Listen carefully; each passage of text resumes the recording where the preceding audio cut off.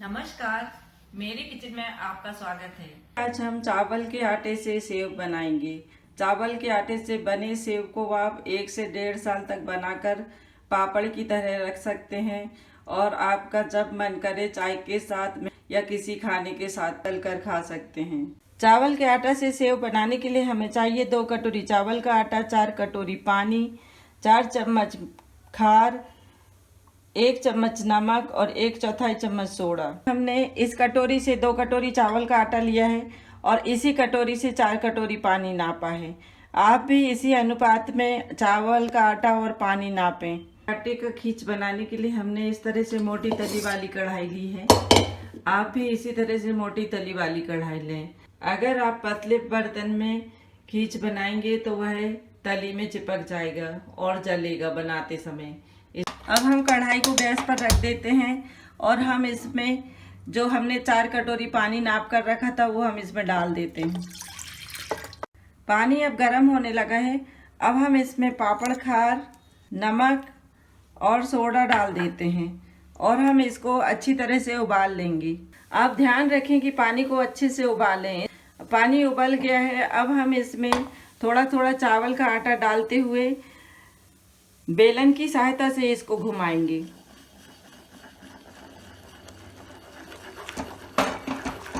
चावल का आटा डालने के बाद हमें इसको लगातार चलाना है जिससे इसमें गुठली ना पड़े।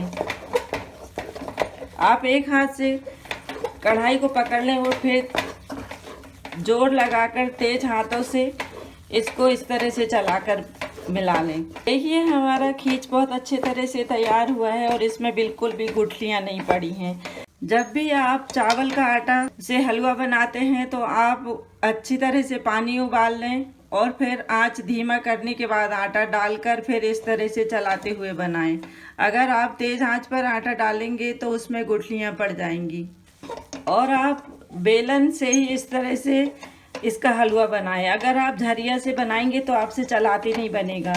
और अब हम आंच को थोड़ा तेज कर देते हैं और इसको 10 मिनट पकाएंगे। हमें इसको बीच बीच में इस तरह से चलाना है। अब हम बेलन को निकाल लेते हैं। ढक्कन ढकने के बाद इसको 10 मिनट पकने देंगे और आंच को धीमा रखेंगे। धीमी आंच में पकते हुए 5 मिनट हो चुके हैं। अब हम इसको खोलकर चेक करते हैं और इसको थोड़ा और चला देंगे। देखिए अब आटा बहुत अच्छी तरह से पक गया है। आप इस तरह से हाथ लगाकर देख लें कि ये हाथ में तो नहीं चिपक रहा है। अब हमारा आटा अच्छी तरह से पक गया है।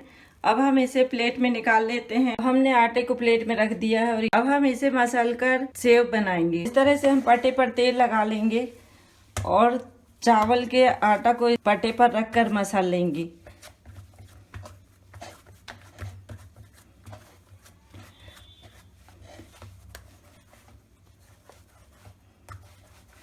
आप जितना अच्छा आटा मसलेंगे यह उतना अच्छा चिकना होगा और इससे उतनी ही अच्छी बनेंगी। अब हम इसको इस तरह से रोल बना लेते हैं और सेव वाली मशीन में डालेंगे। बाजार में नमकीन बनाने वाली जो मशीन आती है इसमें तरह तरह की छन्नियाँ रहती हैं। हम इस तरह से मोटे छेद वाली छन्नी से सेव बनाएंगे। इस तरह से हमने रोल बनाकर तैयार कर लिया है और हम छन्नी में और सेव वाली मशीन में सब में हम तेल लगा लेते हैं। इसके बाद फिर हम इसमें चावल का आटा डालकर बनाएंगे। इस तरह से रोल बनाने के बाद हम इसको मशीन में डाल देंगे और इससे बंद कर देंगे। इसी तरह से हम बाकी के आटे को भी मसल कर इसके रोल बनाकर रख लेंगे पॉलीथीन में। अगर यह इसी तरह से खुला रखा रहेगा तो ये इसमें पपड़ी पड़ जाएंगी। इस तरह से रोल बनाकर हम इनको बंद डिब्बे में भर कर रख लेते हैं। फिर एक एक कर हम बनाते रहेंगे। समतल फर्श पर हमने पॉलीथीन बिछा ली है और इसमें हल्का सा तेल लगा दिया है। अब हम इसमें सेव वाली मशीन से बनाएंगे। हम इस तरह से सेव बनाएंगे।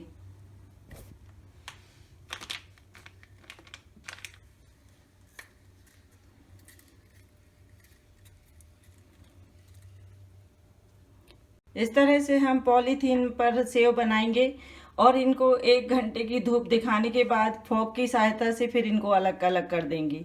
जब हल्की सी धूप लग जाती है तो ये अलग अलग हो जाते हैं। अभी ये नरम है इसलिए ये थोड़ा जुड़े हुए हैं। अब हम इन्हें तेज धूप में सुखाकर, अब ये थोड़ा कड़क हो गए हैं।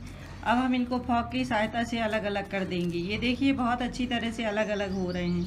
आप इनको थोड़ा सूखने के बाद ही करें, नहीं तो यह टूट जाएंगे। अब हमारे सारे सेव अलग हो गए हैं। अब हम इनको तेज धूप में 2 दिन तक सुखाएंगे। हम इनको थोड़ी देर बाद और अलग कर देंगे, जिससे ये एक एक सेव अलग हो जाएंगे। सेव को हमने इस तरह से पॉलीथीन से निकालकर थाली में रख लिया है। अब थाली में रखकर हम 1 दिन की धूप और दिखाएंगे। चावल के सेव बनाकर हमने इनको 2 दिनों की तेज धूप में सुखा लिया है और ये बहुत अच्छी तरह से सूख चुके हैं। अब हम इनको हवाबंद डिब्बे में भर कर रखेंगे। आप इनको तलकर किसी भी खाने के साथ, नाश्ते में या चाय के साथ उपयोग करें।